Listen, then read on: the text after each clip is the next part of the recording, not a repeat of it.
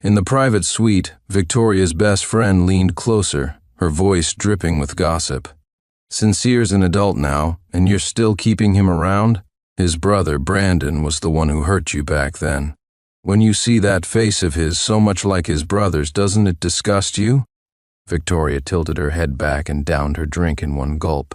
Her raspy voice carried a tinge of pained intoxication.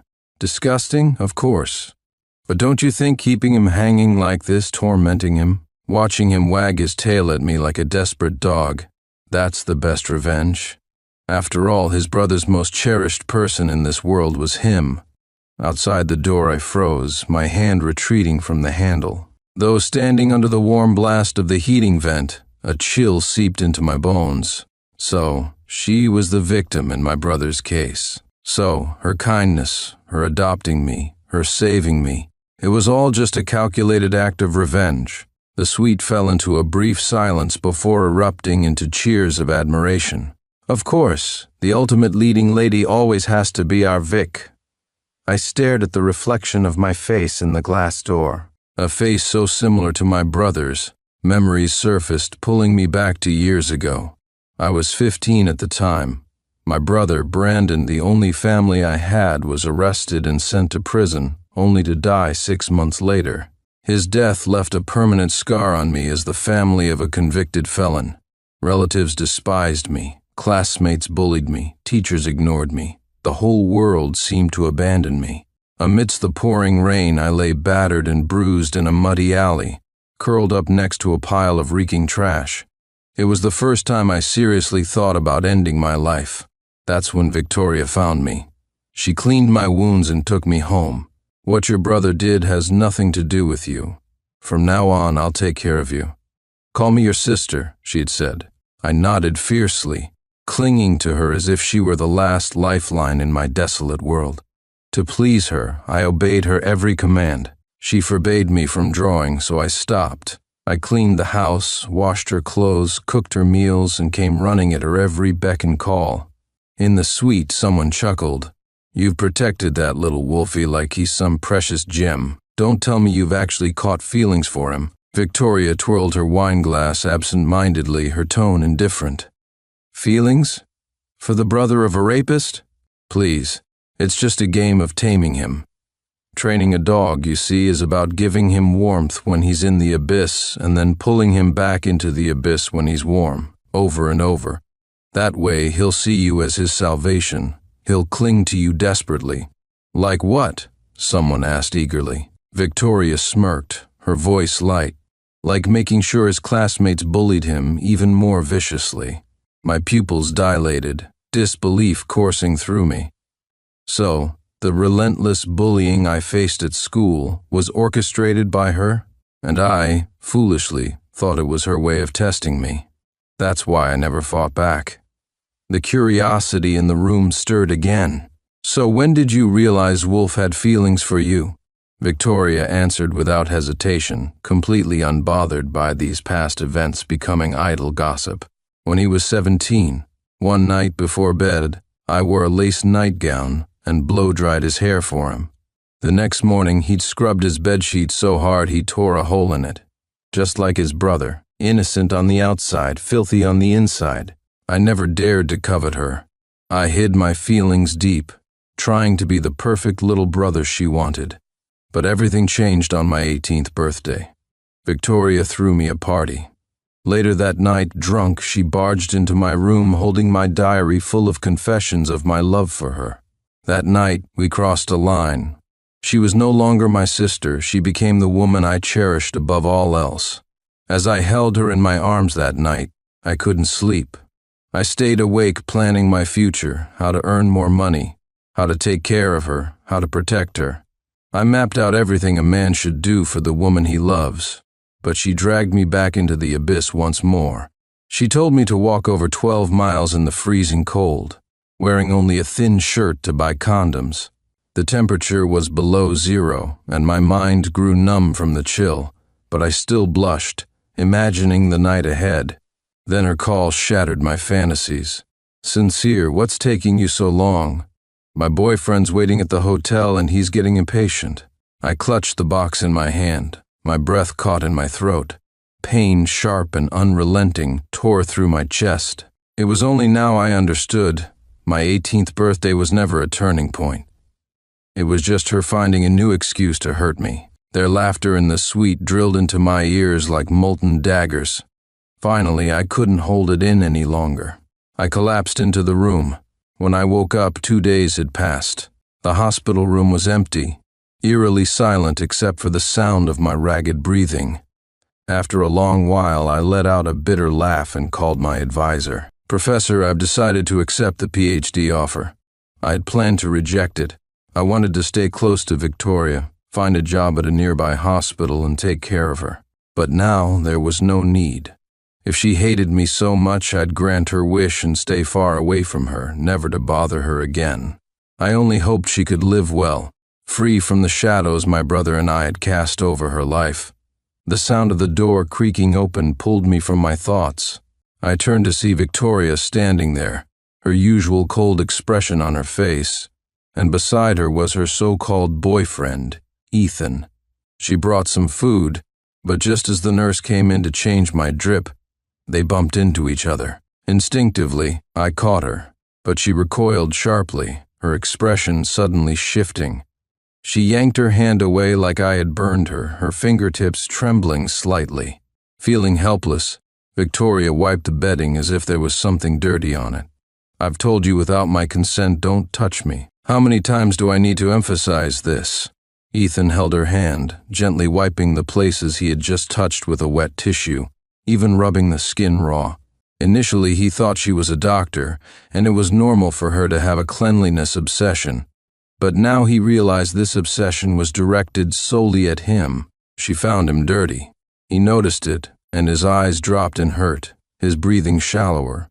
Even though he felt dead inside, he couldn't stop caring entirely. His heart ached with 1,000 tiny stabs as he suppressed all his emotions and softly said, "Sorry, Vic." Hearing his address, Victoria was taken aback. Since she had publicly supported him at a parent-teacher meeting when he was 15, this was the first time he called her sister again. Previously, he always called her Vicky. A strange feeling passed through her heart as she detected his change and tentatively asked, "Did you hear anything outside the room that day?" He shook his head. "It's not important anymore." Victoria didn't press further, just coldly nodded, indicating he could eat now. At this moment, Ethan handed her his backpack and said, "Sincere, I heard you're applying for a PhD. You should study hard even at the hospital." He smiled warmly, maintaining his usual elder's demeanor. Ethan lowered his head, hiding his disdain for him. Ethan was his art teacher in college, and also his brother Brand's college friend. He disliked Ethan not just because he was Victoria's new boyfriend, but also because he constantly instilled the idea in Victoria that he was a threat. Once, passing by the office, Ethan overheard Ethan advising Victoria, "Sincere's getting older and already has the capability to commit crimes. As his guardian, you need to test him from time to time to prevent him from causing trouble right under your nose." Victoria said nothing but didn't refute either. Taking the backpack, Ethan pulled out a textbook, and a piece of drawing paper fluttered to the ground, the thin sheet faintly showing a sketch on the back. His pupils contracted. He had secretly sketched Victoria at school, but those drawings were hidden in the art classroom's corner, never placed in his backpack. He looked at Ethan, his expression showing genuine confusion as if he was completely unaware. Victoria's expression changed dramatically. "You hid the fact that you were drawing since that birthday." He had only recently resumed drawing. The drawings expressed his unspeakable love for Victoria. Victoria picked up the paper with a cold face and he hurriedly explained, "I'm sorry, I didn't mean to draw." However, when she unfolded the paper, it turned out to be a drawing of a girl's skirt. His mind went blank for a moment. "No, I didn't draw this." Victoria's eyes turned icy, her gaze filled with scrutiny. "You just admitted it, and now you say it's not yours." After all these years together, she still didn't trust him. He felt all strength leave him. "I've only ever drawn you." Hearing his words, Victoria's suspicion turned to anger, her voice cold. "What did you say?" Her sudden chilly tone startled him, but he quickly realized she misunderstood his meaning. He only intended to say he had only drawn her portrait, never anything inappropriate. Just as he was about to explain, a sharp slap interrupted him. He stared at Victoria in shock, ears ringing. Victoria said, "You're just like your brother, harmless on the outside, filthy inside. Sincere, making a mistake isn't terrible, but refusing to correct it is. I'm giving you one last chance. Did you draw this picture or not?" He stubbornly shook his head. Playing the mediator, Ethan advised, "Forget it, it's just a drawing. Destroy it, and it's done. He can't possibly disgrace himself like his brother did." Victoria got even angrier. Why forget it? Destroying the drawing won't cleanse his dirty heart. He's 20 years old, an adult now. He needs to take responsibility for his actions. If we don't discipline him now, should we wait until he ends up in prison like his brother? Perhaps this incident reminded Victoria of her own past of being violated. She seemed somewhat hysterical. Ethan suddenly recalled an event long ago at a parent-teacher meeting when a classmate's parents' watch went missing, and they immediately suspected him just because he was the only one there with a criminal family background. But Victoria had refused a public search, standing firmly by his side, believing he wasn't a thief. Back then, Victoria was really good to him. She said, "If you don't admit it, then you won't go anywhere. I'll keep you locked up at home until you confess." He looked at Ethan, who was also watching him, a smile playing on his lips. He couldn't be locked up. He still needed to apply for his PhD. She suspected him, didn't trust him, and no matter what he said, in her eyes, it was just excuses. Trying to prove his innocence would only drag him back into the abyss from which he couldn't escape. He closed his eyes and said in a deep voice, "I'm sorry, it won't happen again. I won't draw Victoria anymore." Victoria took a deep breath, thinking he admitted his mistake, and was just about to ask who the person in the sketch was, when the hospital room door suddenly knocked. A girl carrying a bottle of water. As soon as she entered, she said she was representing the entire class to express their condolences to him. It wouldn't have meant much, except that the girl's appearance was strikingly similar to the girl in the sketch. My heart sank. This was no coincidence. I looked towards Victoria, meeting her meaningful gaze. Clearly, she had also noticed something was off. A hint of discomfort crossed her mind, but she merely took it as disdain for my perceived misbehavior. She suppressed her unease and casually asked, "Do you have someone you like at school?" Even though she knew my feelings, she still asked. A wave of sadness swept over me, and after a long pause I shook my head helplessly and said, No, from beginning to end, it's only ever been her. Since I was 18, my heart belonged to her. But now, that heart is being trampled upon repeatedly.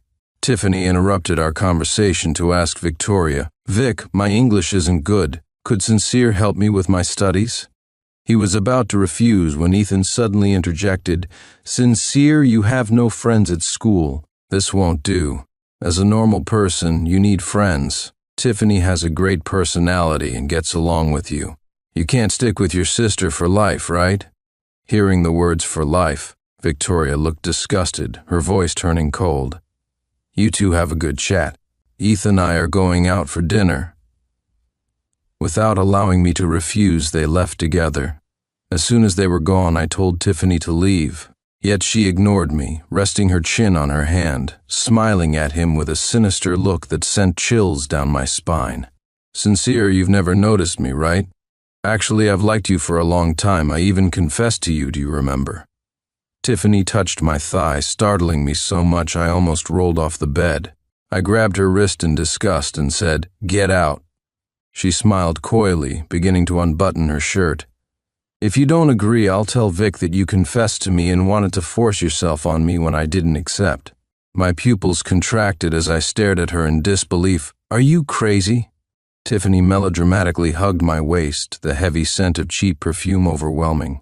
I angrily pushed her away. The girl fell awkwardly to the ground, hitting her head against the wall with a muffled groan. A sinister expression flashed across her face. One is the pure school belle, the other is a criminal's relative. Who do you think people will believe? They were right. People like you who don't know what's good for them deserve a lesson. She seemed to have made up her mind, then messed up her hair and screamed loudly. I tried to cover her mouth. If this continued, no amount of explaining would help. But just at that moment, Victoria and Ethan returned. "Tiff, Sincere, what happened?" Victoria pounded on the door frantically. Only then did I realize that the door had been locked at some point. They started banging on the door, once, twice, and finally broke in amidst Tiffany's shrill screams. The first thing they saw was Tiffany curled up in the corner, disheveled. Victoria took off her coat and wrapped it around Tiffany. Without waiting for me to explain, she slapped me hard. I staggered and fell to the ground, blood seeping from the corner of my mouth. Under Victoria's hateful gaze, my lips trembled. I didn't touch her, she. Victoria cut him off, her eyes filled with anger. Would a girl use her chastity and reputation to deceive someone? I'm so disappointed in you. My eyes reddened, my heart ached, and I clenched my fists in despair, utterly voiceless. Ethan leaned down, his shadow falling over my face, whispering so only we could hear, "You're as stupid as your brother." My pupils contracted slightly. What do you mean?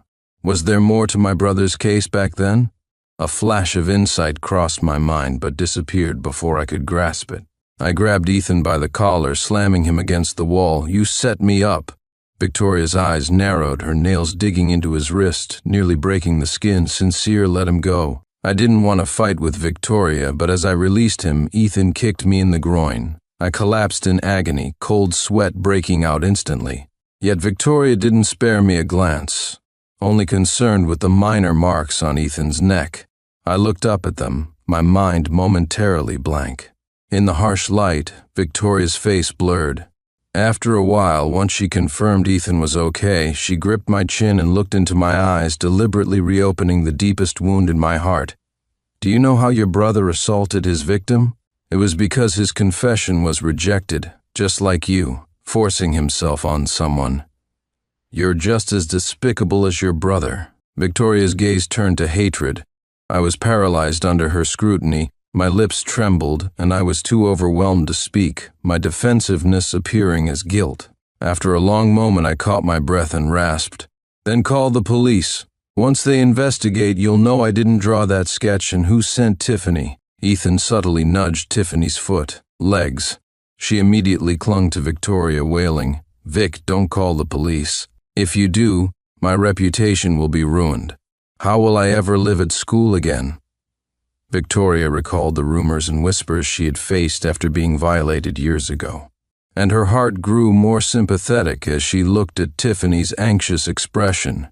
Ethan spoke up just in time. "Since we can't call the police and he refuses to behave, perhaps we should hand him over to a professional institution for education." The place Ethan mentioned was one I had come across on my phone, a place known to tear people apart without leaving a trace. If I ended up there, I might spend my life convicted of a crime I didn't commit. Victoria's gaze slowly fell on me before she coldly uttered a single word. "Fine." Her icy voice sent a shiver through me. As Ethan began making calls, I struggled to get up. "I need to go to school. I need to go right now." I started running barefoot. Victoria's disappointed shout echoed behind me, but I only ran faster.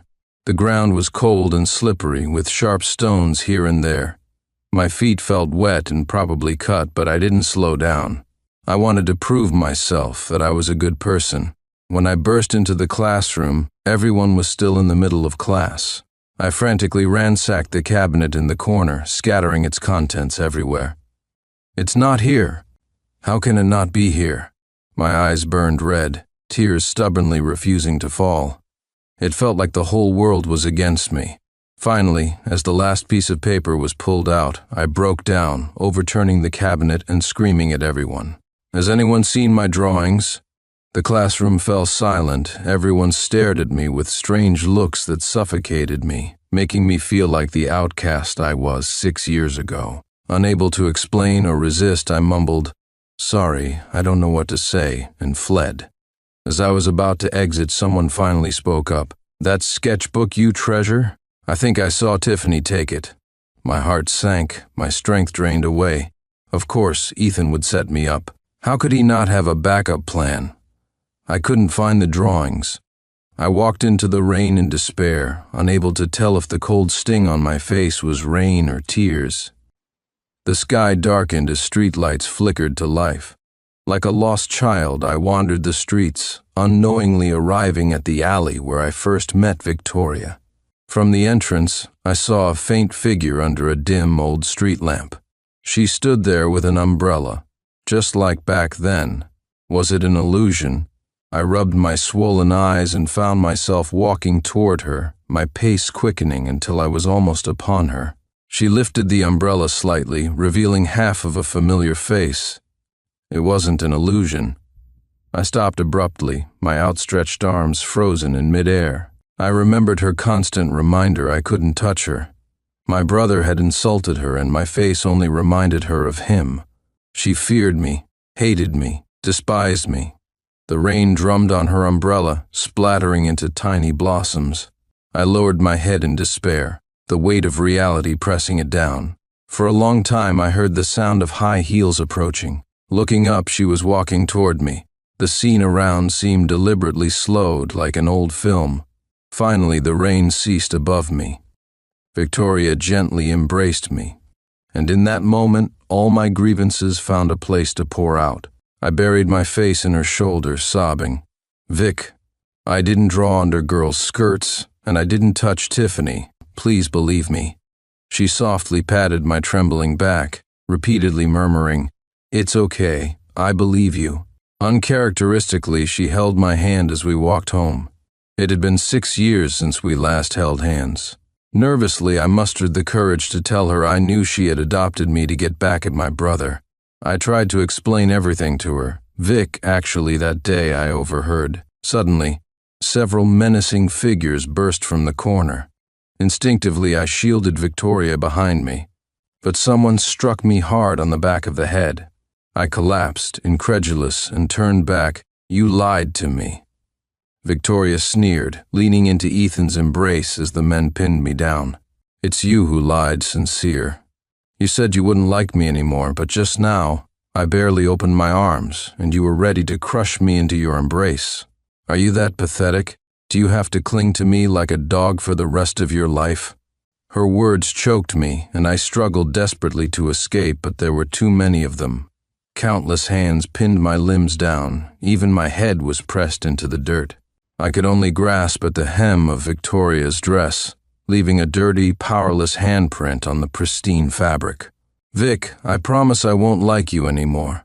Please don't send me to the facility," Victoria pleaded, kicking him away with a sense of vengeful satisfaction. Yet she hypocritically said, "I'm doing this for your own good, Sincere. I can't just stand by and watch you end up like your brother. You need to become a decent person." As the staff tied me up and shoved me into the vehicle, it took over 2 hours to reach our destination. Dragged out like livestock, I awaited not the mock education seen in short videos, but rather a harsher torture. Ethan appeared before me in instructor attire, his genial facade gone. Under the glaring lights, his features looked menacing.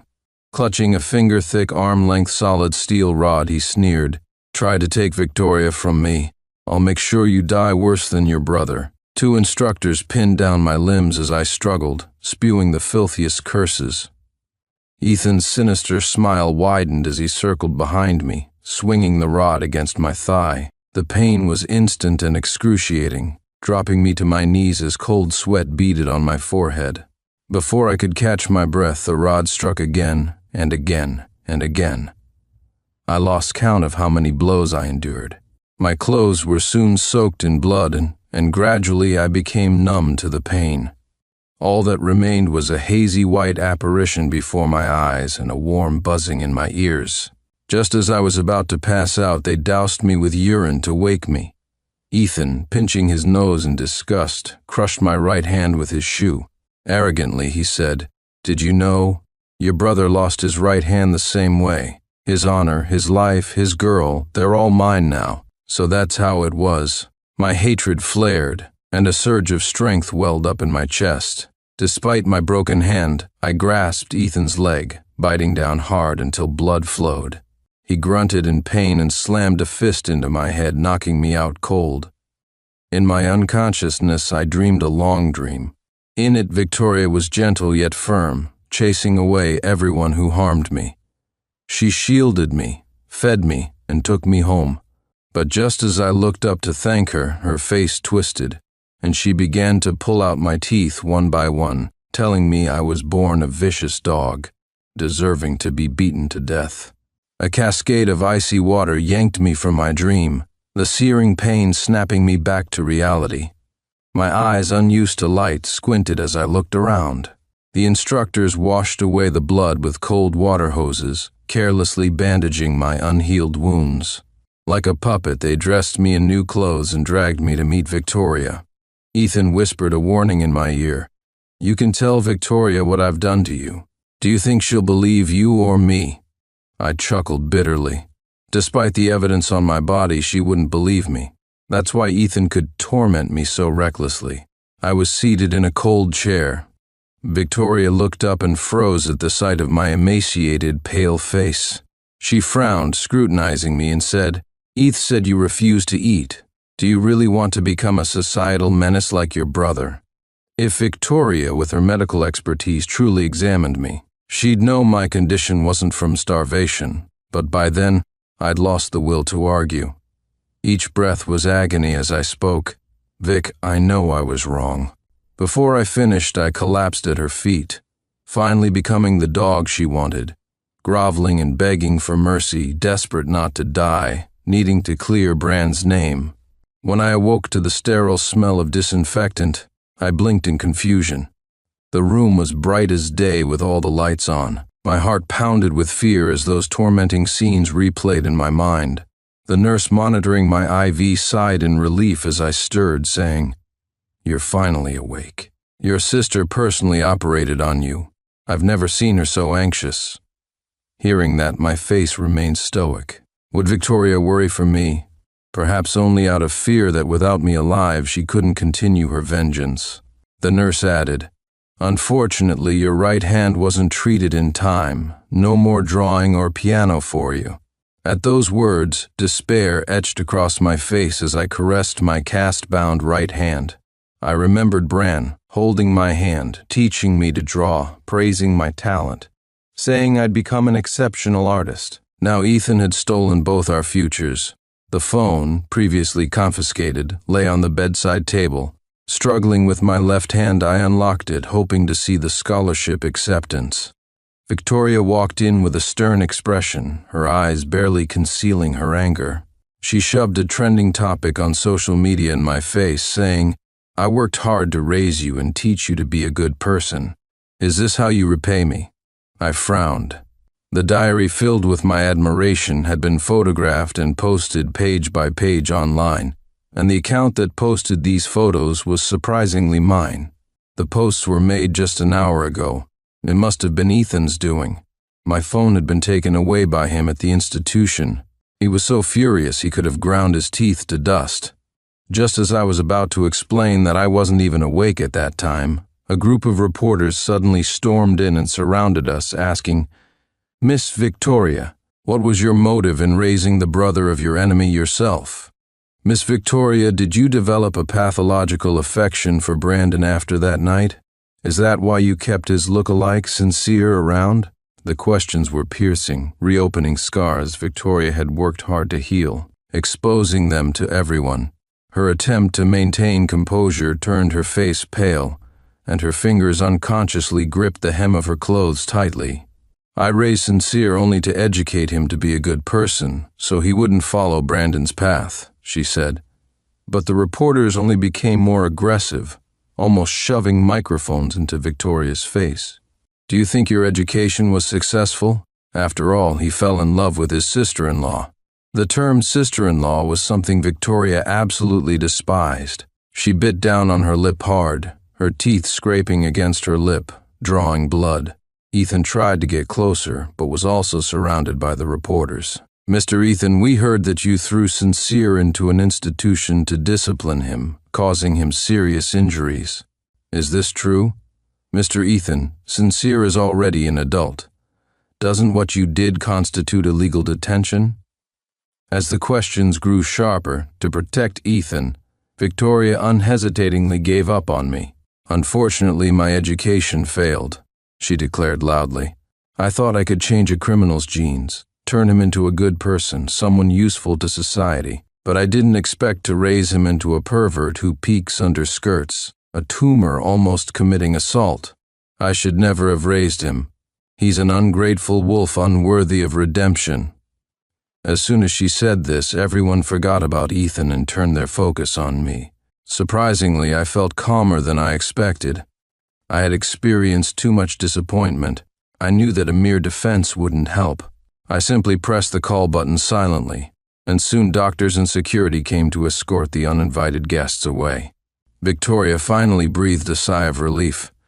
She sternly ordered, "Sincere, delete those photos immediately." I handed her my phone expressionlessly, showing her that they were already deleted. Victoria frowned and coldly reprimanded, "Don't think calling me by name erases the difference in our seniority, Sincere. I'll always be your sister." I was momentarily stunned before realizing she misunderstood me. I couldn't help but find her a bit ridiculous, but said nothing more, simply shifted my gaze to the window and said calmly, "No, you are not my sister. You never were." Despite my calm tone, she inexplicably felt flustered. For once, she asked more. "Why are your injuries so severe? Do you always disobey and resist at the institution?" It was likely Ethan had told her that, and as always, she believed him. I turned my back and pulled the blanket over my head, saying, "I'm tired." After a month in the hospital, I was finally discharged. Victoria and Ethan came to pick me up personally, but as soon as we got home, they locked me in the bedroom. I wasn't actually anxious, but I pretended to be, putting on a show for them. "Victoria, Ethan, what are you doing? Today is my PhD exam. Let me out." A hint of apology flashed in Victoria's eyes, but Ethan was right. For my own good, she had to harden her heart. "You can take the exam next year, but this year you're staying home to undergo Ethan's reformation." Once again, Ethan. Saying I wasn't upset would be a lie. I sat against the door, disheartened. "Victoria, if one day you find out you wrongly condemned someone to death, what would you do?" Victoria crossed her arms and took a deep breath, then exhaled slowly, as if at the end of her patience. "What, are you going to threaten me with suicide?" Perhaps fearing I would actually do it, Victoria turned to leave but came back, rubbing her temples wearily. "If you behave, I'll make your favorite braised pork tonight." With that, the sound of footsteps faded away. I let out a wry smile. Perhaps in her eyes I was like a dog, always waiting for her beck and call. But now I didn't want to wait anymore. Originally I planned to leave after a final farewell, but now I packed my things bit by bit. I knew it was time to go.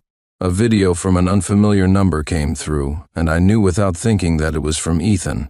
In the video, he and Victoria were raising their glasses, celebrating like something sacred, like a god saved his tainted soul. They imprisoned me, severed my future, yet they said, "We have contained a hidden criminal. We indirectly saved many people, benefiting society." How laughable. Originally, I planned to leave after finishing my PhD exams. Before leaving, I should at least say goodbye properly. But now, I clutch the bank card, the inheritance my brother left before he died. It's not much, only $50,000 untouched by Victoria. Perhaps I should leave early. After some thought, I steadied my trembling wrist and wrote her a crooked note. "Goodbye, Victoria." I took out the spare key I had long prepared, grabbed my suitcase and locked the bedroom door again. I took one last look at the villa where I'd lived for 6 years and walked out, pulling my suitcase behind me. I clutched the letter Brandon sent me, determined. Next time, I'll bring my brother's unjustly treated soul with me to meet you. In the evening, Victoria instinctively went to the exam venue to pick me up after work. Seeing the students leaving the exam hall, she suddenly remembered that she had locked me up and I didn't take the exam. Just as she was about to go home, a familiar figure caught her eye. It was Tiffany, whom I had almost harmed before. After hesitating, she got out of the car and followed her. She wanted to give this child a hug. She didn't want Tiffany to become another version of herself. She knew the fear and trauma of being violated, something that might never heal. Just as she was about to call out, she overheard Tiffany talking to a classmate, which rooted her to the spot. "Tiff, Sincere really didn't show up for the exam today. You're amazing for framing him for almost assaulting you. He probably hasn't even been discharged from the hospital yet," the classmate said. Tiffany sneered. "Serves him right for liking that old woman. He deserved it." She pulled out my sketchbook from her bag. "You guys haven't seen this, right? It's full of drawings of his sister. Seriously gross. Pretending to be so noble with me. I wonder who'll still like him now." With disdain, Tiffany tossed the sketchbook into a trash can, the loose sketch papers scattering like snowflakes. Victoria was stunned, staring at the sketches. Each one was of her, standing, sitting, asleep, working, every pose vividly captured. Even a glance revealed the artist's rich and suppressed emotions. Time seemed to freeze, all actions and thoughts paused. She couldn't believe there was someone in this world who would use their body to falsely accuse another. "Was it you who put that drawing in Sincere's bag too?" she asked, her voice trembling, her mind replaying my pleading face asking her to believe me. Victoria felt a bit scared, hoping to hear Tiffany deny it. But perhaps her expression was too stern. Tiffany got frightened and stammered. Yes, it was me, but—" Victoria couldn't hear the rest of Tiffany's words. Her mind was filled with images of my tearful eyes when she didn't believe me, thinking of all the grievances I'd suffered these days, the beatings, the humiliation. Her heart was a mix of guilt and relief. She picked up the scattered drawings one by one, eager to go home and apologize. Rushing upstairs, she stood nervously in front of my door, raising and lowering her hand to knock. Finally, she took a deep breath and gently knocked, saying, "Sincere, Vic knows she misunderstood you. You can come out now." There was no response from inside. She thought I was still angry, which made sense. After all I'd been through, how could I not be angry? She unlocked the door with a key but didn't push it open, wanting to apologize through actions, not just an insincere, "I'm sorry." The flames danced on the gas stove, illuminating her focused face. A pot of braised pork was simmering, its aroma wafting through the kitchen. Her eyes involuntarily glanced towards the silent second floor. With no choice left, she carried the food upstairs, saying, "Sincere, Vic knows she misunderstood you. Vic made your favorite braised pork. If you're hungry, please open the door." She waited, but there was still no sound. Her eyes filled with helplessness. Finally, she sighed in compromise, saying, "Sincere, Vic won't hold it against you for posting those love-filled diaries online. I know you were mad at me for misunderstanding you, acting out of spite." Pausing, she caressed the drawings, took a deep breath, and finally decided, "If you truly like me, I can give you a chance to pursue me." She watched the doorknob expectantly, thinking I'd open the door immediately upon hearing those words. But as the food in her hands grew cold, there was still no movement inside. Finally, unable to wait any longer, she pushed the door open, only to find the room empty. The only thing left was a note on the table, rustling in the breezy silence. I had already left. A surge of indescribable anger exploded within Victoria. She slammed the food on the table, exclaiming, "Getting more and more disobedient, daring to play this disappearing act with me. Thinking hiding away will you come looking for me?" She wondered, sitting down with a stern face and starting to eat by herself. Her eyes kept glancing at the crumpled note she held. Under her guidance, I had always had beautiful handwriting since childhood. I never expected that after visiting an educational institution, my right hand would become useless. She sighed, her hand slowing as she stirred her food, thinking to herself that she must have misunderstood me. If not for that misunderstanding, my hand wouldn't have been hurt. Now I've run away from home without any money. What will I do if I get hungry, tired, or in danger? With these thoughts, her anxiety grew. She grabbed her coat and rushed out, bumping right into Ethan, who came looking for her. "Come with me quickly," he said. "Sincere has run away. I need to find him." Seeing that Victoria completely trusted him, Ethan breathed a sigh of relief, internally cursing Tiffany for being an idiot. Yet his expression remained gentle as he tried to comfort Victoria, saying warmly, "Victoria, Sincere is an adult now. Maybe in a few days he'll come to his senses and return on his own." Victoria shook her head in disagreement. "No, I'm his sister. I have to be responsible for him." Ethan had no choice but to join her in the search. Victoria assumed I ran away to take an exam, so they waited outside the exam venue all day but never found me. Instead, they ran into my class advisor. "Sincere's guardian. He's been granted automatic admission. Who are you here with?" Victoria was taken aback and said, "What did you say? He's been granted admission?" The advisor was a bit surprised. "Yes, Sincere has been granted admission to Northlake University's law department. Didn't he tell you?" Victoria frowned, thinking that Northlake University was Brandon's alma mater. Could it be that I chose Northlake just to spite her? But where did I get the tuition money? Suddenly she realized something and hastily went home to check the drawers. Indeed, the bank card Brandon had left for me was missing. She breathed a sigh of relief. Having money was good. Her anger over my runaway had already dissipated during the days of searching for me. Besides, the note didn't say goodbye forever. Sincere must still want to see her again, just hiding out of anger. She smiled helplessly, thinking that the note was full of affection. "All right, I'll find him when school starts." After waiting for half a month, Victoria finally made it to the start of the school year. She immediately took leave, bought a plane ticket, and hurried to Northlake University. Upon arriving, she inquired about my class and dormitory at the registration office. She rushed into the boys' dormitory, finding Sincere there. I was early, so I was alone in the room. "Sincere, it's been a while," she said, her heart unexpectedly filled with a slight bitterness as she looked at the man before her. He seemed stronger and tanner. She couldn't help but step forward, wanting to hold his hand and take a closer look. To her surprise, I expressionlessly raised my hands, stepping back to put distance between us, as if she had something dirty on her. "Miss Victoria, I think you should stay away from me. After all, you're so clean, and I'm just filth that you shouldn't touch, lest you need to waste tissues again." She never expected me to have such an attitude. She didn't understand why, after she had come as Sincere wanted, I was still unsatisfied. How long did I intend to keep this up?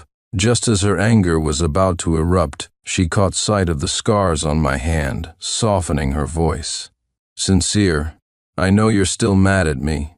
You're different from your brother, Bran. It was all Tiffany's doing. I've already reported her actions to the school, and she's been expelled. The suffering you endured, I can make it up to you even if—" She paused.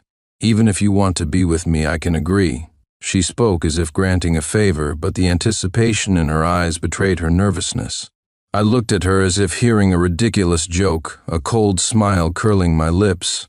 My voice was sharp, piercing straight to the heart. "No, I can't afford you."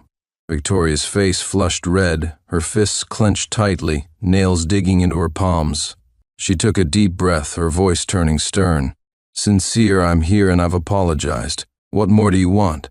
I raised you all these years. Is this how I taught you to make things difficult for others?" I looked at her steadily, a mockery on my face. How could I? An elder sister is like a mother. I will earn money as soon as I can to repay you for raising me. She was stung into silence, her face alternating between red and white, unable to suppress the anger in her chest. "Sincere, I'll give you one last chance. I have a flight at 8 tomorrow morning. If you don't come to see me before then, we'll never have to meet again." Leaving behind the hotel address, Victoria stormed off. She was used to my attentiveness and didn't believe I would stop loving her over a small misunderstanding. Yet she waited all night, the breakfast on the table growing cold.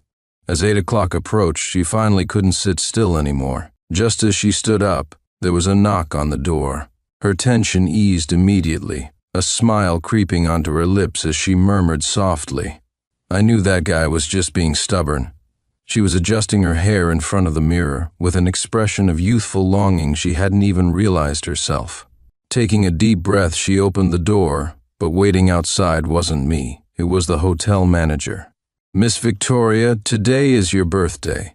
Here's a complimentary cake from us. Happy birthday." Her smile froze immediately. As she accepted the cake, her eyes involuntarily scanned the hallway. It was silent apart from the manager, and no eager young man was rushing to see her. In an instant, a wave of grievance surged in her heart. No matter how she treated me in the past, I would always come to cheer her up, especially today, which was her birthday. Just then, a call from the delivery service came through. "Hello, the cake has been delivered to the guard at the west gate of the school." She was taken aback, her eyebrows lifting in surprise. So he was too embarrassed to come to see her directly, using this little trick to keep her around. If that was the case, she would do as Sincere wished and find him, giving him a way to save face. Meanwhile, I was waiting endlessly for the delivery call. Today was my roommate Kevin's birthday, and while the others had given him gifts, I ordered a cake to celebrate with him. I was about to call the delivery service when I realized the number hadn't been updated and was still under Victoria's name. Sincere. I looked up as Victoria approached, holding a cake similar to the one I had ordered. Class had just ended, and people slowed their steps, casting curious glances our way. "Is that your girlfriend? She's so beautiful. You're a lucky guy," Kevin said enviously. I simply took the cake, confirmed my name on the receipt, and calmly denied, "No, she's just someone who supported me before. She's not my girlfriend." Kevin's eyes lit up as he eagerly took out his phone. "Oh, a rich lady, huh? Can I get her contact? You can always reach out to me if you need anything." Initially, she didn't want to add him, but seeing my indifferent face, she changed her mind, took out her phone and scanned his QR code. Yet, her eyes remained fixed on me. I just hugged my books and walked past her, not sparing her a single glance. She looked incredulously at my back, quickly catching up to grab my wrist. "Sincere, didn't you buy this cake to celebrate my birthday? Where are you going now?" I turned my head indifferently, my clear black eyes devoid of any extra emotion. "Oh, it's your birthday too?" I looked at Kevin, who was all smiles at Victoria, and handed him the cake. "Perfect, you can celebrate together." My tone was flat, as if speaking to a stranger. Yet, she remembered how I used to eagerly anticipate her birthday when she would let me sit with her on the couch, turn on a warm little night light, and make a wish with closed eyes. She could feel my unwavering gaze, sticking to her like glue. She used to despise that feeling, sticky, nauseating, reminding her of a terrifying night. But now, reminiscing about it only brought warmth and heartache. Back then, I was so small, yet she placed all her hatred for Brandon on my little shoulders. "Sincere, today is my birthday." She pushed through the crowd for the first time, yelling with all her might at my retreating back, her hoarse voice mixed with broken tremors. But I didn't turn back, not even pausing my steps. After lunch, I went to the art classroom. The wind rustled the curtains, crickets chirped outside, and the unique scent of oil paint filled the air. Everything seemed unchanged from 6 years ago. Back then, my brother sat in that corner by the window, the thin sunlight casting a beautiful golden glow on his broad hands and the unfinished painting. He said he liked a girl, a student at the neighboring medical school. Although she always spoke coldly, he knew she was kind. It was only much later, recalling the details, that I realized the unfinished painting was of Victoria. Sincere. I didn't turn around. I knew Victoria had been following me for a while. If this classroom wasn't the place where my brother allegedly assaulted her, perhaps she wouldn't have hesitated so long outside, not daring to enter. Behind me, the sound of high heels grew clearer. Victoria spoke. "Sincere, I've been following you all day and even made an exception to enter this room for you. Can you give me a chance to make it up to you now?" I picked up a paintbrush, its light weight making my hand tremble uncontrollably. I couldn't understand how she could talk about forgiveness so easily. "Some mistakes can't be undone," I said. Just as I was about to put down the brush, Victoria suddenly grasped my hand, her touch cold.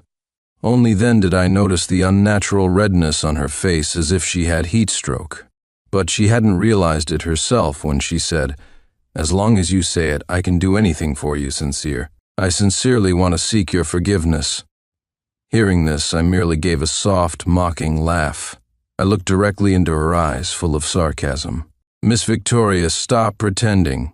I heard everything you said in the booth that day. I know you only adopted me to get revenge. So what are you doing now? Trying to drag a runaway dog back into your cage?" Her face turned pale, and she opened her mouth to explain, but I didn't want to give her the chance. I lowered my gaze and moved toward her without warning, shadows casting on my face, pressing her step by step. In a daze, Victoria seemed to see that beastly side of Brandon in me again. Her breath caught as she retreated in terror, not even noticing the easel behind her, falling amidst a crash. I looked down at her disheveled state from above, my disgust reaching its peak. "See, you never saw him and me as two separate people, so stop following me. I don't want to see you anymore." She stared blankly at my retreating figure, feeling an inexplicable heartache. Countless times she had anticipated seeing my breakdown after discovering the truth. But now, recalling that face so similar to Brandon's, she felt no joy at all. She didn't know what was wrong with her, as images of my once eager and attentive demeanor frequently flashed through her chaotic mind. She thought she considered me family until she received Ethan's call asking to make the act real. She refused without hesitation, but the image of my shy face during my confession suddenly appeared in her mind, and she finally understood. Proud as she was, she realized the reason she was willing to chase after me so humbly wasn't just to compensate me, but because she had already fallen in love with me. Leaving the classroom, I passed by the campus art gallery. An oil painting caught my attention. Both the outline and color were almost identical to the one my brother had painted from my memory. Yet, the artist was credited as Ethan. This was Ethan's famous work, though the addition of fireflies on the canvas seemed like overkill, ruining the painting's tone. A calm and gentle voice came from behind me. I turned around and the woman was visibly startled upon seeing my face. "Brandon," she murmured instinctively but quickly realized her mistake. She smiled apologetically. "I'm sorry, you just look so much like an old friend of mine." I was somewhat surprised. Due to that case, everyone either despised or hated my brother, but this woman was different. I couldn't help but feel a bit of goodwill toward her. My gaze fell on the name tag hanging around her neck, Yolanda, oil painting department instructor. Yolanda? Wasn't she the young famous painter on the internet? I remembered she was in the same class as my brother. My eyes lit up. Perhaps she could be the breakthrough I needed to overturn my brother's case. "Ms. Yolanda, I am Brandon's brother, Sincere. Could you tell me more about what happened back then?" I asked eagerly, but immediately regretted it. Such a question seemed too abrupt and rude.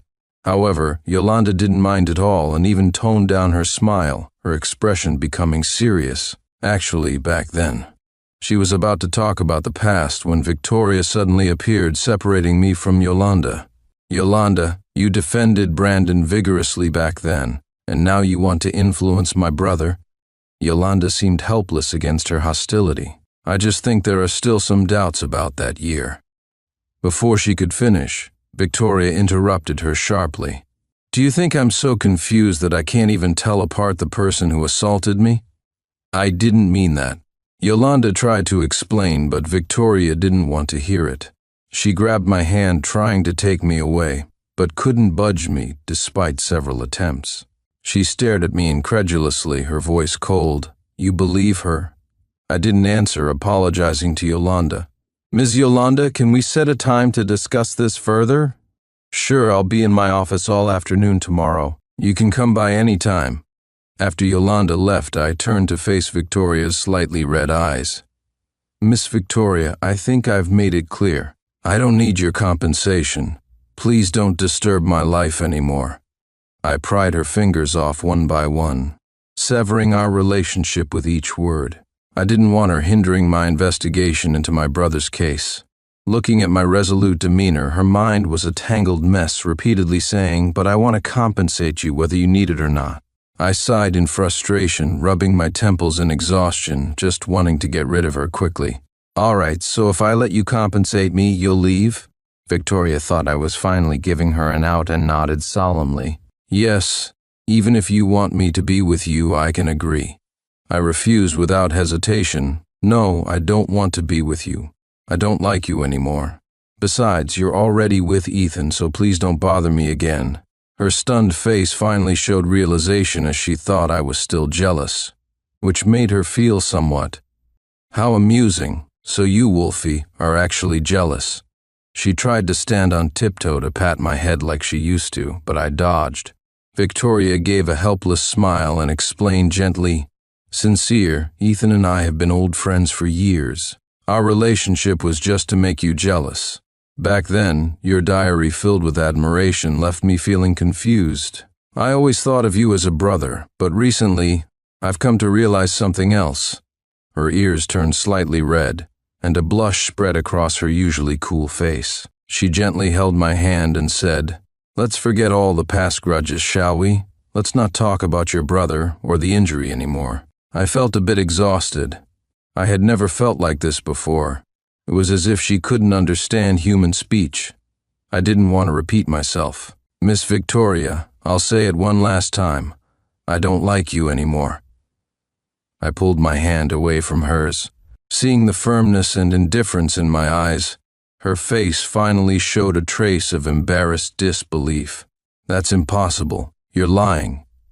My fingertips brushed against my slightly aching palm and scar. Ignoring her attempt to stop me, I quickly walked away, saying, Whether you believe it or not, I don't like you anymore. Victoria teared up, feeling dizzy, and the pain in her heart spread to her limbs, almost knocking her off her feet. She wanted to chase after me, but my silhouette became smaller and smaller until it vanished completely. A passing teacher noticed she wasn't feeling well and helped her to the medical room, where she found out she had heat stroke. After hesitating, she sent me a message. In the past, even a slight cough from her would make me anxious, staying up at night to serve her tea.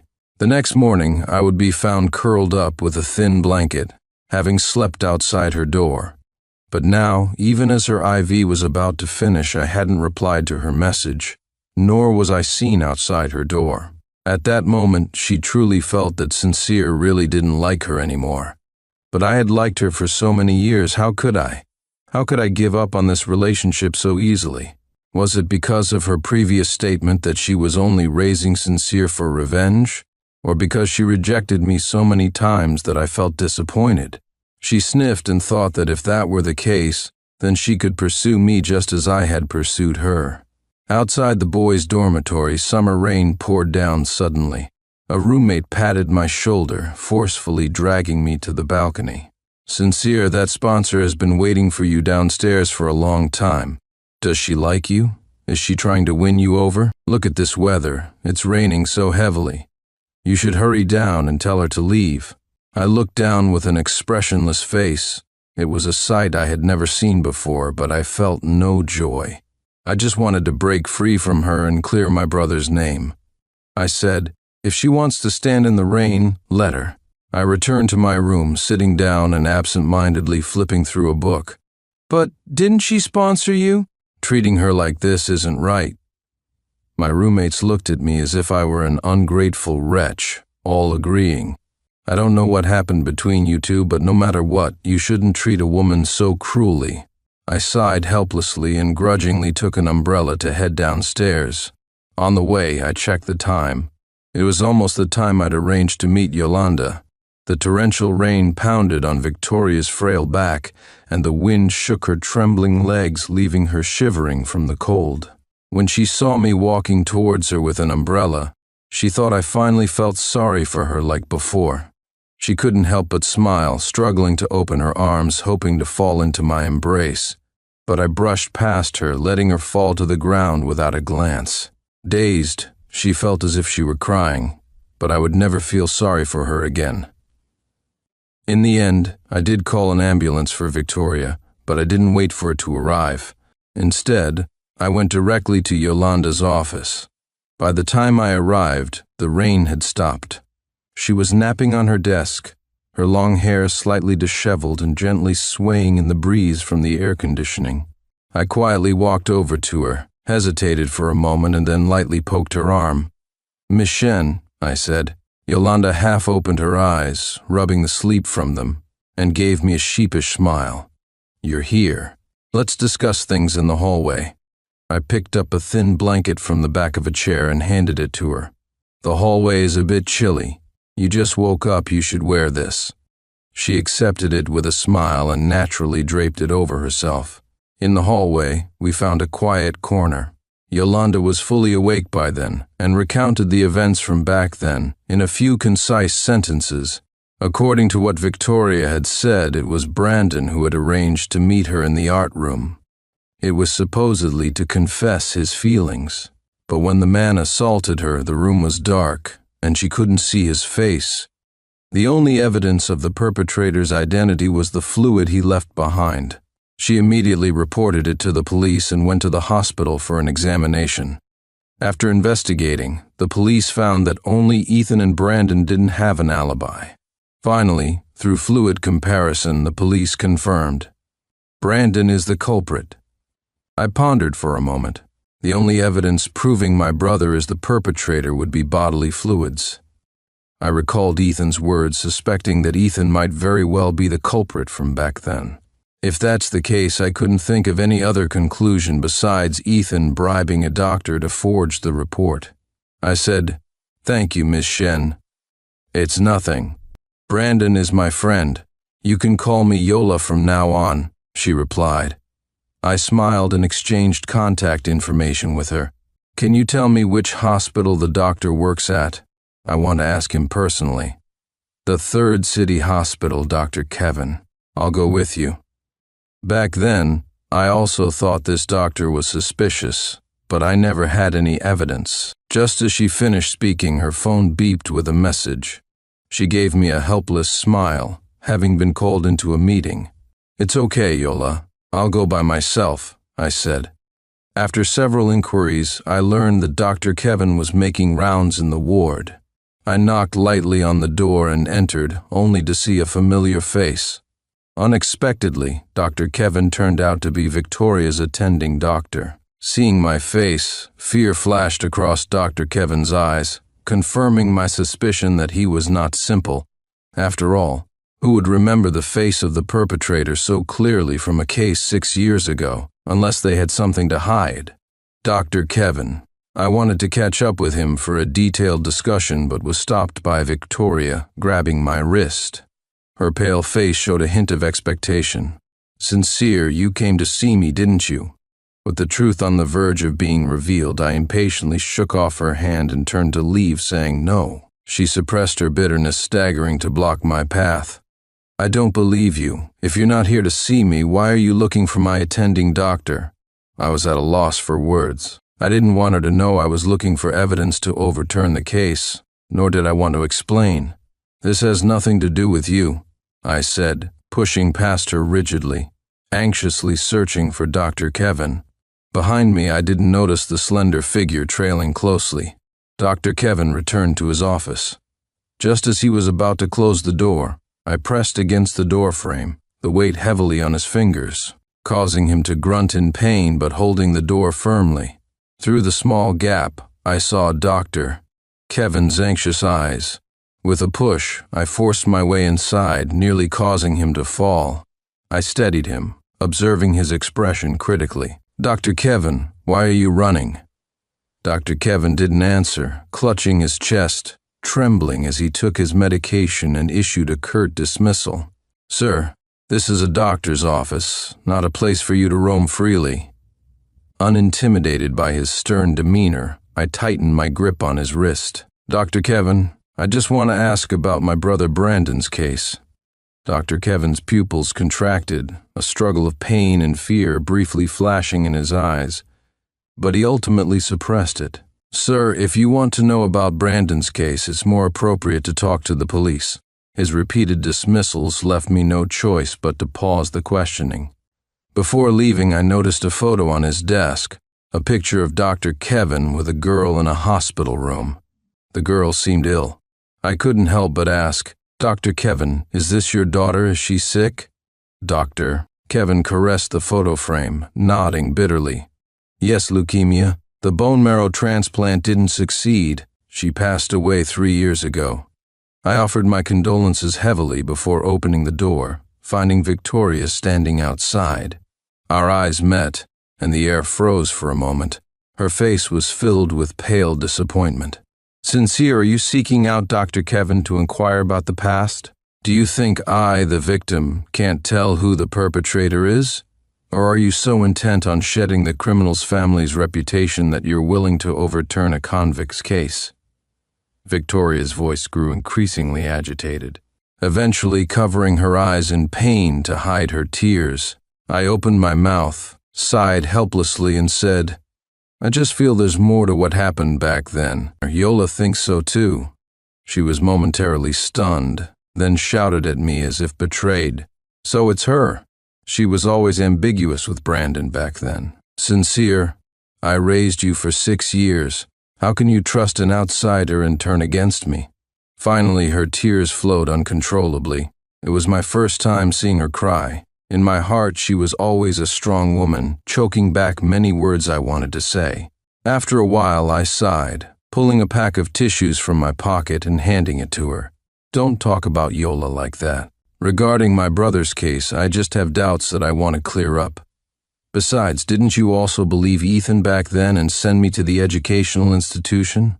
She was momentarily speechless, clutching her heaving chest to say something, but I no longer wanted to argue. Such disputes were meaningless. Go home, Miss Lou. Until I find evidence to overturn the case, there's no point in discussing this. She replied, No, you must promise me not to look for Dr. Kevin again, and stop thinking about overturning the case.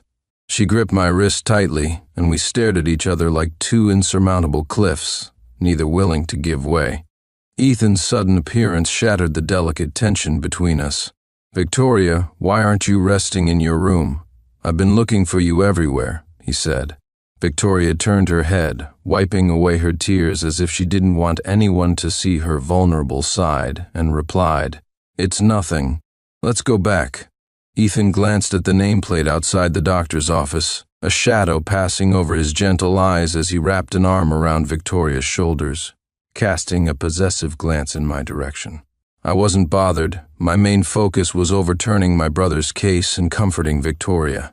Ethan gently closed the hospital room door and stopped Kevin, who was about to clock out, for a brief conversation. Kevin waved his hand, visibly troubled, and said, Don't worry, I didn't say anything to anyone. Ethan nodded with a fake smile, but as soon as Kevin wasn't looking, he switched out Kevin's heart medication. Watching Kevin's retreating figure, Ethan let out a sinister laugh. Only dead men tell no tales. Meanwhile, I was still hoping to have another word with Kevin. As I followed him, I spoke on the phone with Yolanda. After you left, I looked into Kevin. I heard his daughter needed a bone marrow transplant for her leukemia, but couldn't afford the treatment or find a match. But as soon as your brother died, she had her surgery. I paused, my voice turning hoarse. Are you saying my brother donated his marrow to Kevin's daughter after he died? That would explain why Kevin helped Ethan cover things up. I'm not sure, it's just a theory with no evidence, Yolanda replied. Suddenly, a car veered out of control towards Kevin, narrowly missing him. The shock triggered his heart condition, and he trembled as he took his medication. Noticing something was off, I rushed over and asked, Dr. Kevin, are you all right? Kevin struggled to breathe, clutching his chest, unable to speak. His fingers twitched, and I noticed his pills scattered on the ground. Is there something wrong with the medication? I asked urgently. Kevin nodded with difficulty. I quickly looked around and ran to a nearby pharmacy. Fortunately, I returned in time, and after taking the new heart medication, Kevin finally caught his breath. Leaning against the railing, his voice trembled with fear and regret. It was him. It must have been him. Ethan must have switched my medication in the office. Kevin wiped the cold sweat from his forehead, his face full of remorse. It's all my fault. If I hadn't needed the money for my daughter's surgery, I wouldn't have agreed to that. As the truth unfolded, I found myself at a loss, overwhelmed by the buzzing in my ears, and the pounding of my heart. My eyes welled up with tears as years of bottled-up grievances finally found an outlet. "Perhaps it's karma," Kevin choked out. "I caused your brother's death and my daughter died on the operating table." His old face was etched with regret. "Would you be willing to testify in court, Dr. Kevin, to clear my brother's name?" I asked. "Yes," he replied. I was taken aback by how easily Kevin agreed, knowing that testifying would implicate him in perjury, risking imprisonment. Sensing my thoughts, Kevin gave a bitter smile, caressing a photo of his daughter with guilt in his eyes. "My daughter wouldn't want her father to continue being a bad person for her sake. I've already made one mistake, I don't want to make another." Back at school, I eagerly shared the good news with Yolanda.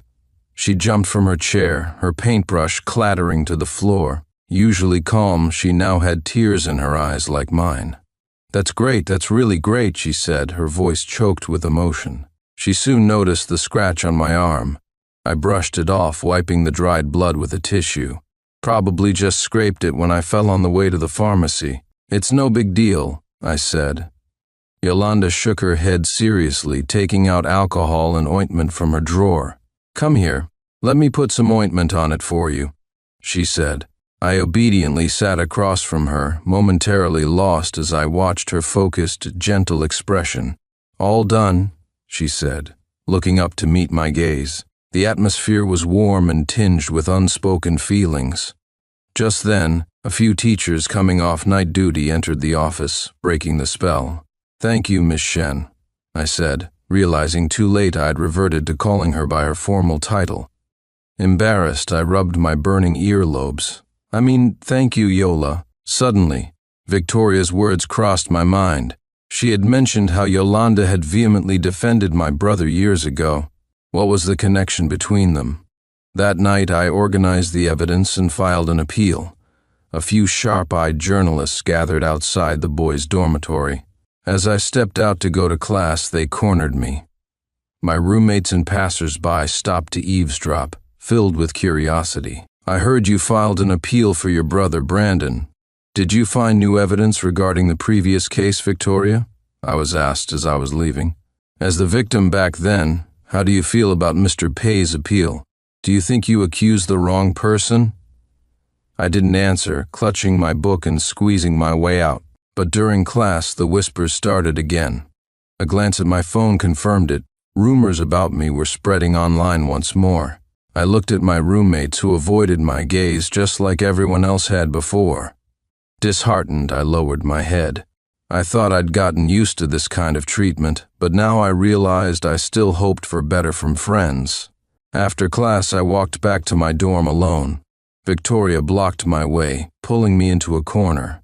As soon as I stopped, she grabbed my wrist and started questioning me harshly. "Sincere, are you doing this to get back at me?" Her nails almost dug into my skin, her eyes a mix of coldness, vulnerability, and plea, as if hoping for a different answer. Just as I was about to speak, she interrupted, saying, "Oh, I get it. All that talk about not caring, not liking me, not needing my compensation was a lie.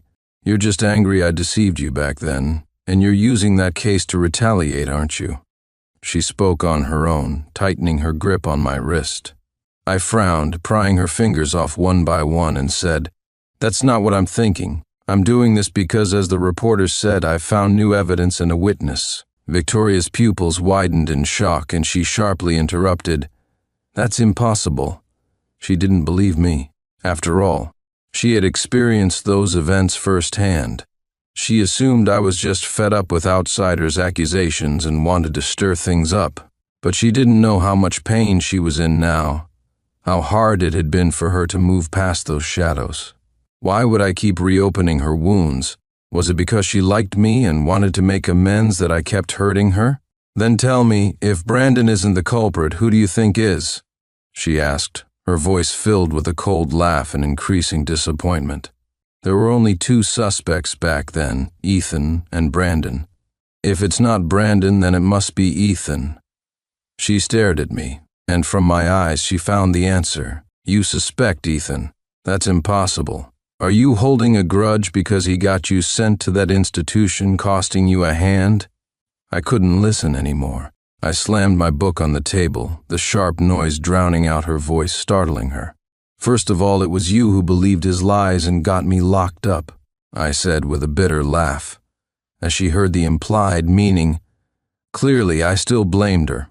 "Sincere," she said. "Tell me, what must I do to earn your forgiveness? Like before, should I be like a dog wagging its tail at you? If that's your goal, then you've succeeded. I can do that for you." With that, Victoria was about to kneel before me. I didn't help her, but dodged to the side, taking the chance to escape. I couldn't understand her mindset. Hadn't I been clear enough? Victoria tried to catch up, but she was still recovering and too weak. I had already disappeared around the corner before she could reach me. She could no longer hold on, nearly collapsing, but Ethan caught her just in time. She thanked him weakly and gently pushed him away to keep her distance. Ethan looked hurt and asked, "Victoria, what's wrong?" After a brief hesitation, Victoria told him the truth. She didn't believe Ethan could be the culprit. She trusted her judgment. Sincere had found a witness from back then, claiming there was evidence to overturn the case. But the only suspects then were Ethan and Brandon, so she didn't finish. For some reason, the scene of Brandon's heart-wrenching cries when he was arrested flashed through her mind. "I didn't do it, Victoria. I was drugged that day." Even after so much time, his face remained vivid in her memory. "Victoria, you can't possibly think it's me, do you?" Ethan asked. Victoria snapped back to reality, meeting his bitter yet honest gaze. She forced a smile, patting his hand in comfort. "Silly, don't I know what kind of person you are? You couldn't possibly be the culprit." Yes, she had known him for so many years. Didn't she understand the kind of person he was? How could she doubt him? He couldn't possibly be the culprit. Victoria repeated to herself over and over, "Brandon is the culprit. He deserved to die in prison." Ethan moved, hugged her tightly, his voice choked, saying, "As long as you believe in me, I don't care what others say." She didn't notice the shadow briefly passing through his eyes. "I think it's just because my love for you is unrequited, and I'm retaliating," he added. "Victoria, don't worry, I'll help you." She frowned. "Don't do anything reckless." Ethan nodded. "I know what I'm doing. As long as he backs off, that's all that matters."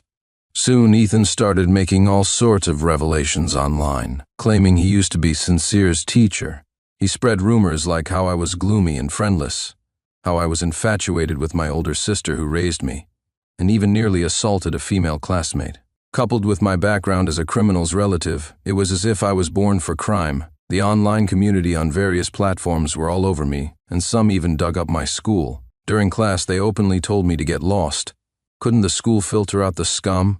How could someone like me even get admitted to a PhD program? Apparently, I was sketching under girls' skirts and harassing female classmates. Why hadn't the school expelled me? He even wanted to overturn his brother's case. Everything was already set in stone back then. What's there to overturn? I walked into the elective classroom with a blank expression and randomly found a seat. The girl sitting in front of me splashed hot water on my face, scalding me to the point where I almost couldn't maintain my composure. "Don't sit behind us. It's disgusting," she said. The girls banded together, glaring at me in righteous indignation. Suddenly, I found it ridiculous to be sitting in that classroom. "Don't draw conclusions based on one side of the story," Yolanda said as she entered, her serious and calm voice silencing all the gossip about me. She didn't look at me, as if she was merely stating an obvious fact, yet hearing it still made my heart inexplicably ache. "Thank you, Yola," I whispered my gratitude to her when class ended. She smiled at me and gently patted my shoulder. "Do what you want to do. I'll always support you." I nodded gratefully. I had long prepared a strategy to deal with online public opinion. Self-defense was useless. The only right way was to release more clues for the netizens to judge. For instance, if Ethan's famous painting was exposed as a plagiarized work, my words would lose credibility significantly. This was a clue mentioned in the letter Brandon left behind. With Yolanda's help, I meticulously compared Brandon and Ethan's artworks, along with Ethan's famous piece and his recent works. Initially, it didn't make much of a splash, but with a renowned artist like Yolanda vouching for it, people went from mere spectators to serious analysts. The tide started to turn. At this point, the university I attended also came forward to clarify that Tiffany had framed me and had been expelled. This instantly rendered all his rumors baseless. Netizens began to doubt and dig deeper into the past. Rumor had it that there were only 2 suspects in that old case, one of whom was Ethan. If his paintings were plagiarized, could there be hidden truths in the old case as well? What if neither of them are any good? Someone commented. I heard Ethan even sent Sincere to a correctional facility back then. Maybe to silence him and cover up the past? My appeal for the old case quickly became a hot topic, gaining immense traction. The dates for the multi-layered reviews sped up, all thanks to Ethan.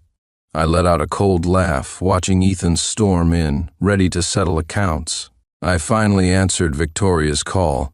On the other end, Victoria's anguished questioning quickly came through. Sincere, if you hate me, take it out on me. Why involve Ethan? He's innocent. How many times do I have to tell you? Listening to her words, I wasn't surprised, just calmly countered. Are you choosing to turn a blind eye to all this evidence, Victoria? Her voice faltered briefly but stubbornly insisted. Sincere, withdraw the appeal. Victoria, are you afraid? Afraid that once you find out the truth, you'll realize you've been wrong? I mocked. She wanted to continue speaking, but Ethan barged in at that moment, and she fell silent. She didn't hang up but listened quietly. Perhaps that seed of doubt had long been planted in her heart. Sincere, withdraw the appeal, he ordered coldly as soon as he entered. Seeing I didn't respond, he continued, What do you want, money or Victoria? As long as you withdraw, I can give you anything. I glanced at my phone expressionlessly and asked harshly, Why should I withdraw? Are you feeling guilty about the past? He didn't answer cautiously, seemingly thinking of something. He pursed his lips and spat out harsh words. Since you're so clueless, get ready to lose. Don't think that just because you studied law for a few years you know everything. Let me tell you, overturning a case isn't as easy as you think. With a loud bang, the art classroom returned to its earlier silence. Did you hear that? I asked.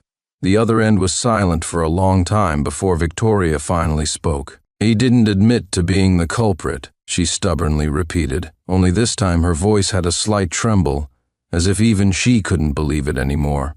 I couldn't help but let out a sarcastic laugh. I couldn't understand why she continued to deceive herself even now. Sincere, there you are. I ordered some takeout. Let's eat together, Yolanda said, walking in with bags in her hands. For some reason, this provoked Victoria, and she suddenly aimed her jealousy-laden words at Yolanda. I think you should spend less time with Yolanda. Do you really think she and Brandon were innocent?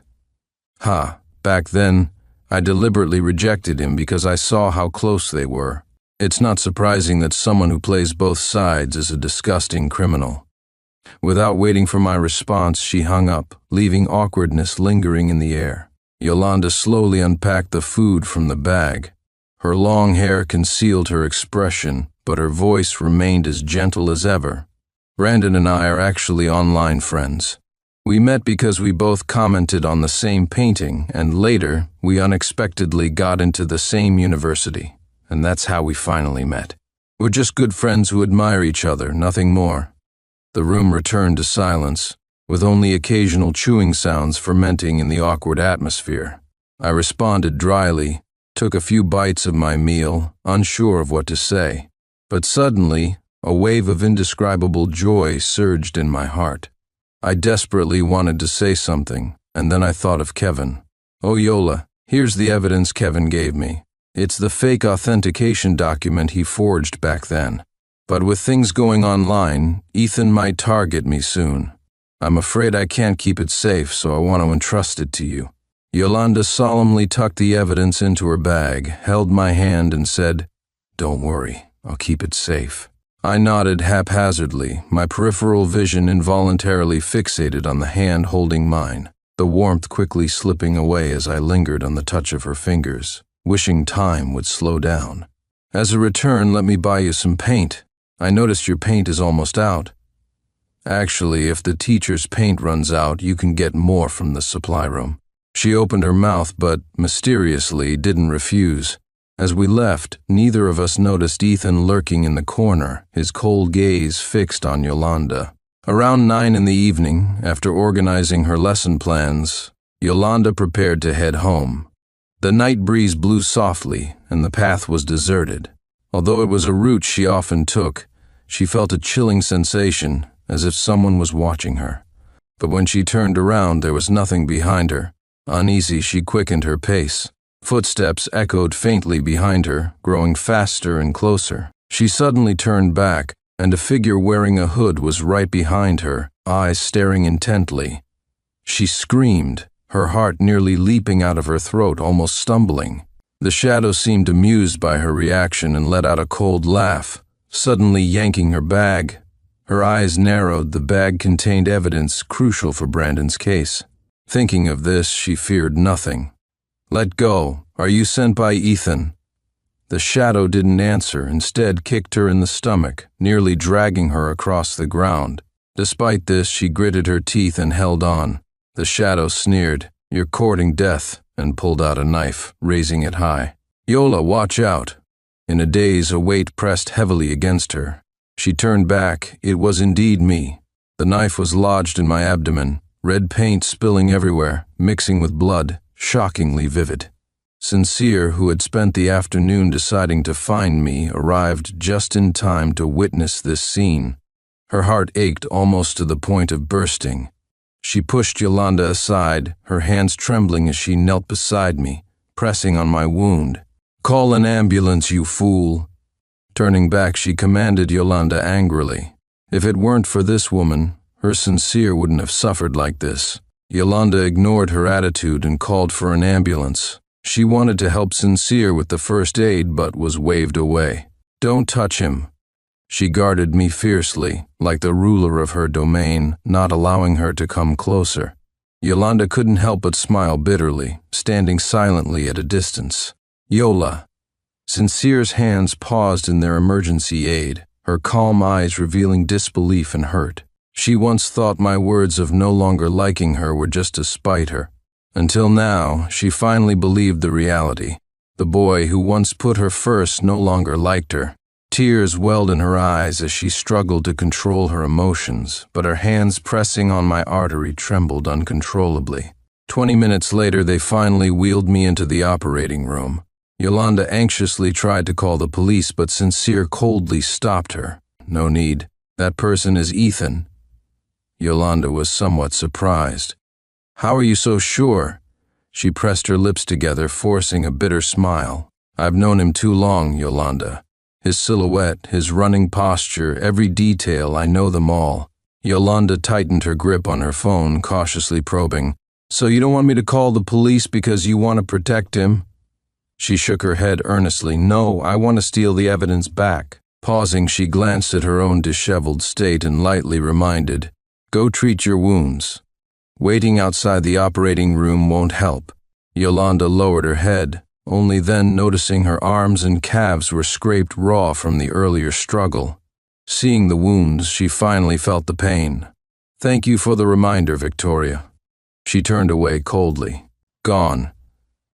When I woke up, it was already early morning. Yolanda was leaning on the side of my bed, her long hair messy, her brows furrowed as she slept fitfully. I moved cautiously, and she woke up, rubbing her sleepy eyes and looking me over with concern. "How are you feeling? Is there any discomfort?" I shook my head, urgently gripping her wrist, and asked, "What about the evidence, Yola? Did you call the police?" She pressed her lips together guiltily and told me all about Victoria's plan. That place was a blind spot for surveillance, and even if the police were called, it wouldn't necessarily lead to an arrest. It was better to trust Victoria. I frowned as I listened, hesitating before finally voicing my thoughts. But what if Victoria is warning Ethan to escape or destroy evidence? Yolanda's expression froze. No way, Victoria wouldn't do that. I gave a bitter smile. I've seen how Victoria treats Ethan. Their relationship runs deeper than mine. Besides, she's always stopped me from filing charges. If given the chance, she might even destroy the evidence herself. However, I was wrong. The door opened silently, and Victoria walked in, looking travel-worn. Seeing us awake, she hesitated before awkwardly tossing the evidence onto my bed, crossing her arms coolly. "Don't get it wrong. I just want you to give up." After a long silence, she stubbornly repeated, "I want to prove that Brandon is definitely the criminal." She needed to prove that she hadn't been wrong all these years. Soon the trial began. We prepared extensively, anticipating the questions the opposing lawyer might ask and the difficulties we might face. But we never expected Ethan not to attend.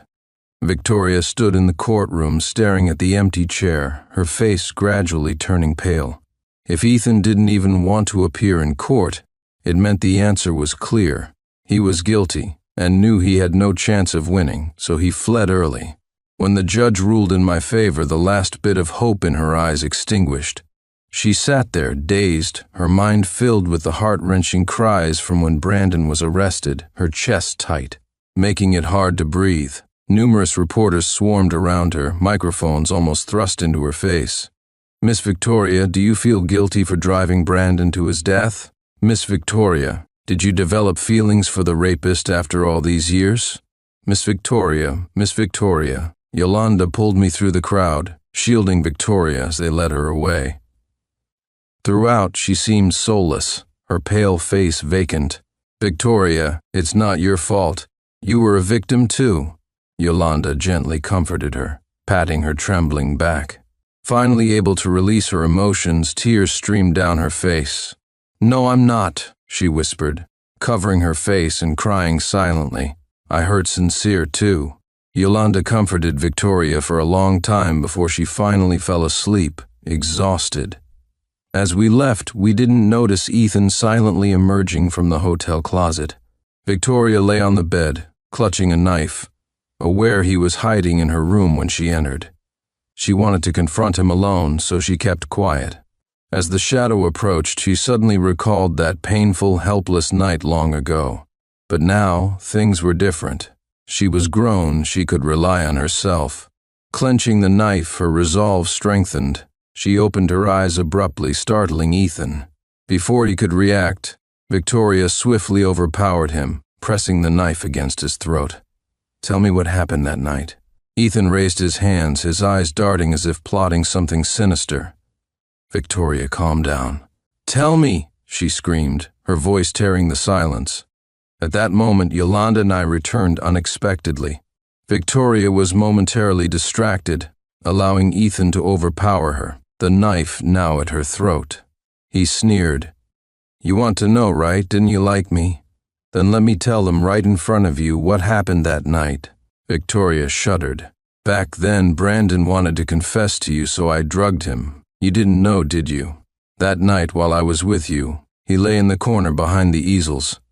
Maybe he was awake but couldn't move." "Couldn't move, huh?" Victoria's tears flowed as Ethan's excitement grew, his hatred for Brandon having twisted him long ago. Why should Brandon have everything? Everything of his should be mine, mine. Ethan grabbed the knife, and we all thought he was going to harm Victoria. We lunged at him, but suddenly he turned the knife towards me. I couldn't dodge in time, but a figure embraced me, and warm liquid splattered over me. It was Victoria. Ethan's pupils contracted in disbelief.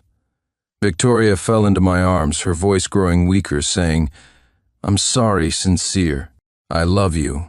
In her final moments, she still yearned for my forgiveness, for the affection that once belonged to her alone.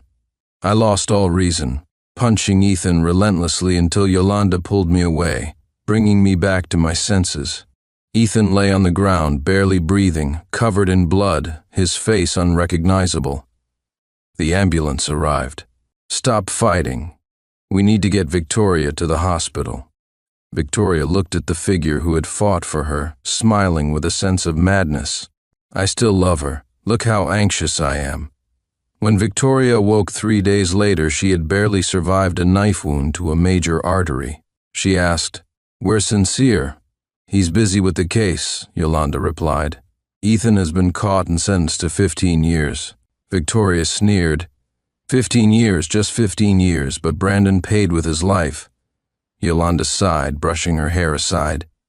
Stop thinking about these things. Several days passed without my visit. Seeing Yolanda's guilty expression, Victoria realized I was avoiding her. I saved him. Why won't he come to see me? Is he afraid I'll hold it over him and cling on? She gripped Yolanda's wrist tightly, demanding answers. I don't know how long I lingered outside the door, but hearing this, I finally walked in. Seeing Yolanda's reddened wrist, my indifferent expression tightened slightly. Let her go, I said, forcibly prying Victoria's hand open, then gently tending to Yolanda's wrist. Witnessing this familiar scene, Victoria's heart ached, her chest heaving as her abdominal wound began to throb again. She curled up in pain, noticing the wound had reopened, blood seeping out. Yet I didn't spare her a glance, calmly calling the doctor to tend to Yolanda's minor injury. At that moment, the hope that had just ignited within her was extinguished once again. I really don't love her anymore. After the doctor rebandaged her wound, everyone left, leaving her alone. Once hatred sustained her, but now with the hatred gone and me not wanting her, she no longer knew her reason to live. Someone's going to jump. She snapped back to reality, realizing she was already at the window, 1 foot over the edge. She saw me below, about to walk away. Would I care if she died? No, I wouldn't. After how she treated me, I should wish for her demise, to pay for my brother's life. Slowly, she leaned forward. Don't! Suddenly, a familiar shout came from behind her. She turned to see me at the door, panting heavily, my expression tense. In a daze, it felt like we were back many years ago. Just a slight downturn of her lips would make me show such an anxious, concerned expression. For a moment, a strange feeling and thought surged within her. Perhaps if she jumped, I would show more familiar emotions, even be heartbroken. So she leaned back, saying softly, Sincere, I know you're still mad at me. I'm giving your brother's life back to you now. A hand grasped her firmly. She looked up, bewildered. It was me. To save her, I was almost hanging off the balcony. Victoria, are you crazy? You're not allowed to die. Her lips twisted into a smile. Have you forgiven me then? I was silent for a long time. You've saved me many times. We're even now. Finally, she stopped struggling, allowing me to pull her back up, collapsing into my arms as she had wished. The doctor quickly rebandaged her wound. I sat beside her, my expression colder than she'd ever seen. This is the last time I'm helping you, Victoria. Victoria's just raised smile froze, her eyes immediately reddening, bitterness spreading in her heart, suffocating her breath. Is it because of Yolanda? Do you like her? Yes, I like her. I stood up ready to leave. Brandon's death wasn't your fault. You were a victim too, so you shouldn't feel guilty. As for me, you once sheltered and cared for me. That's a fact. Victoria, you're a good doctor, so don't do anything foolish again. I left without looking back. Finally, she couldn't hold it in any longer. She curled up, ignoring the reopened wound, crying her heart out, overwhelmed by pain. She had never been so broken. She had tried every means, but I was still leaving her. I would never love her again. 3 years later, she received an invitation to my wedding with Yolanda. Those 6 words together still made her heart ache a little. Perhaps out of some unwillingness, she carefully chose a dress and attended the wedding. Our wedding was at the entrance, with Yolanda and my wedding photos displayed, admired by passers-by who called us a perfect couple. She remembered the sketchbook of mine that once painted a vision for the future, including a detailed drawing of her in a wedding dress. The intricate design featured her favorite roses. As you flipped through, there was an ethereal wedding hall, softly adorned with flowers and white fabric. Sunlight streamed through the stained glass windows, casting colorful shadows. The groom and bride walked hand in hand down the red carpet, each step blessed by everyone present. Then we exchanged rings, making eternal promises, and gently kissed under the veil, our eyes filled with infinite dreams and love for the future. The cheering and applause pulled her back from her thoughts. On stage, Yolanda and I were just as she imagined, receiving everyone's blessings.